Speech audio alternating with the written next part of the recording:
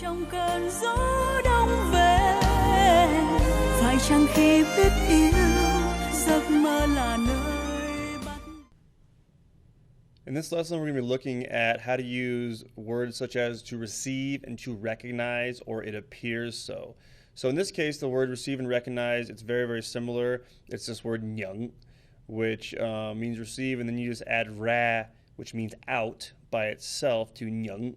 So it means like to recognize out, if you try to think about it literally, nyang ra, and that means to recognize. That would mean to recognize a person or to recognize some idea, to recognize something that you see in a film or whatever, just the way we would use it in English. To recognize, we would say nyang ra, ra, you see has no tone.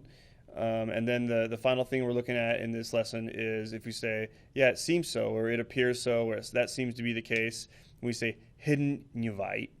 And we're going to break down these words too, because every time we're looking at something in Vietnamese, since it's monosyllabic and it's built based on the Chinese roots, we can break the words apart usually into other meanings and build our vocabulary more from each word and phrase, as we see from this ra, which means out. So for example, if I say đi ra, that means go out or go outside. Nhận ra means to recognize. So I think it's a very natural way to build your vocabulary, being able to break apart all the words, which we really can't do as much in English. I mean, we do have the Greek and Latin roots in English, but it's not quite so direct and literal, and you usually don't break the words apart to make individual words with them. So it actually makes it pretty clear and pretty easy in this sense to build your vocabulary and to remember a lot of stuff in Vietnamese. I think the language is a lot more systematic than English. English is a famously difficult language to learn because of the grammar rules and all the exceptions and everything else. But Vietnamese is very systematic, as you know, with the tones and with the pronunciations and the grammar as well. There aren't too many exceptions to things, so that's lucky for us. Okay, so if we want to use this word nyang, we see that it has the yao nang tone, which is a dot under the A, right? We're assuming that you guys already have the tones down and you've been practicing Vietnamese already with this course. That's why it's more advanced. And so ví dụ, which means example, we can say tôi chưa nhận thư của bạn.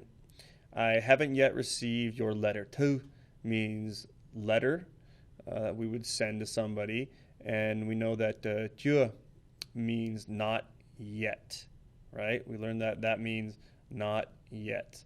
Tôi means I, the general I, and bạn means you, as in a general you. We don't know who we're addressing, or we're addressing an audience or whatever, and so we're not going to be using, sometimes as you saw in my last course, I'm going to be using the general tôi and bạn for examples, and usually this is what they do in the Vietnamese textbooks, but other times I'm going to be using ang and am, I'm going to be using om and ba, and I'm going to be using all the different pronouns, just like we would in the real world. You got to get used to hearing all the different ones and being able to decipher quickly and choose quickly which pronoun you should be using for yourself and for the listener.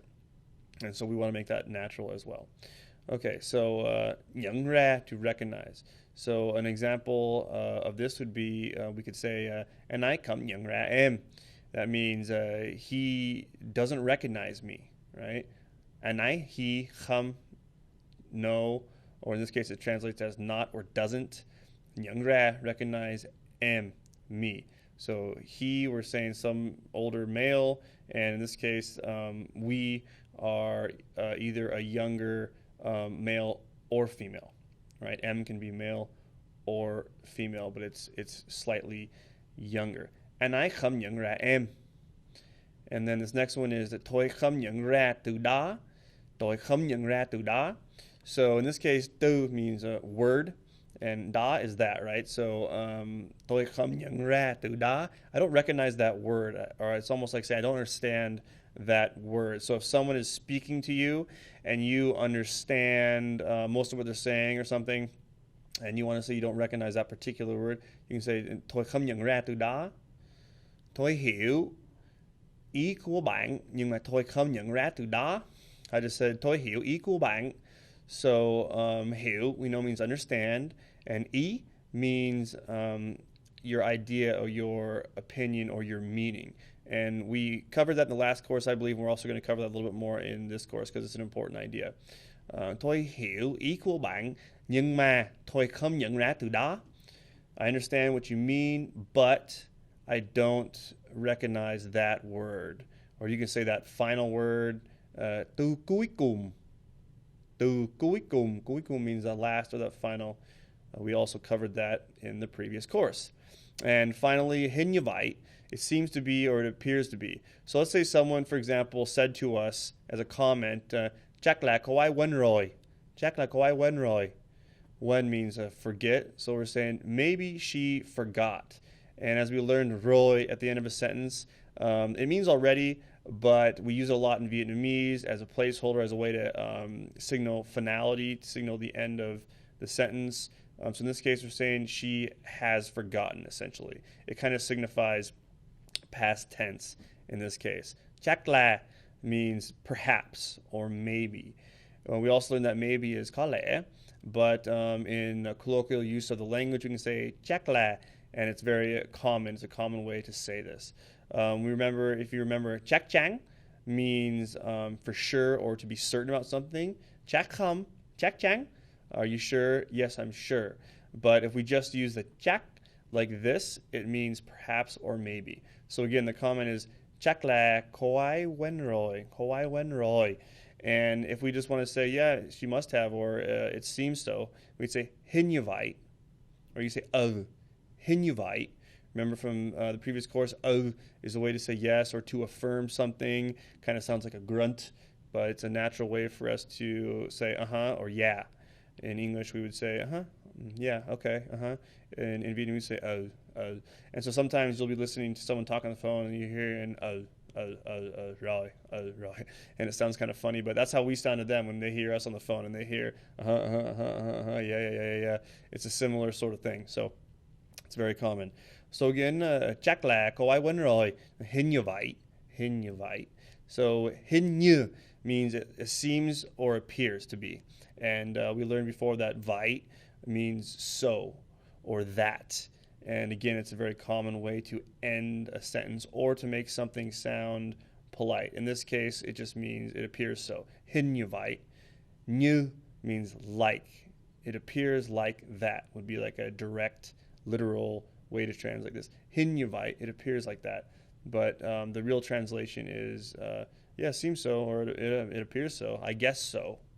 Okay, so I'm going to read through each of these one more time, and that'll be it for this lesson. I want you guys to practice each thing that I've said, practice each of these phrases, and memorize them. Because again, these phrases that I've written, you will use them often. You will hear things like this often. And so you want to have the whole phrase in your mind so when it pops out, you don't have to break it down. When you're listening to someone speak to you, you have the whole chunk, as it were, in your mind so you understand the whole meaning of the whole phrase.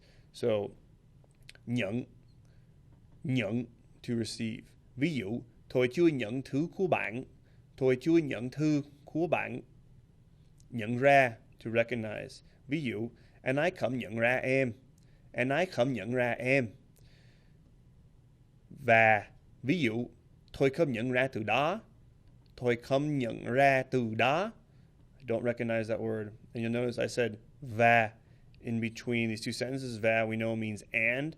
In this course, this is an advanced course, I'm going to be throwing some extra stuff at you, things that you should have already learned. So it should help your listening skills to try to recognize these things that I'm saying, just like I threw in the extra sentence. Tôi hiểu ý của bạn, nhưng mà tôi không nhận ra từ đó.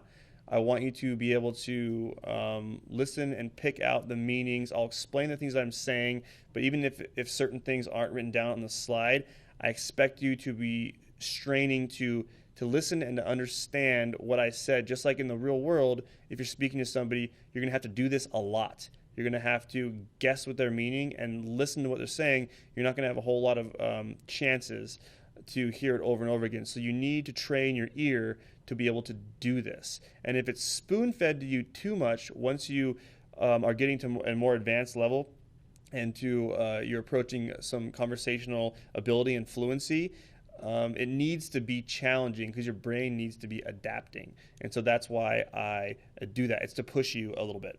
Okay. Tôi không nhận ra từ đó. Rồi, hình như vậy. It seems to be the case or it appears so. Hình như vậy. Và comment này là chắc là có ai quên rồi. Chắc là có ai quên rồi. Hình như vậy. Hoặc là hình như vậy. Remember, hoặc là means or we can just say hoặc. Chắc là có ai quên rồi. Hình như vậy. Hoặc là chỉ. Hình như vậy. Chỉ means just or only. CHI with a dấu hỏi chỉ. So what I was saying there was that we can say hình như vậy all by itself, or we can say hình như vậy. Hình như vậy hoặc là hình như vậy. Okay?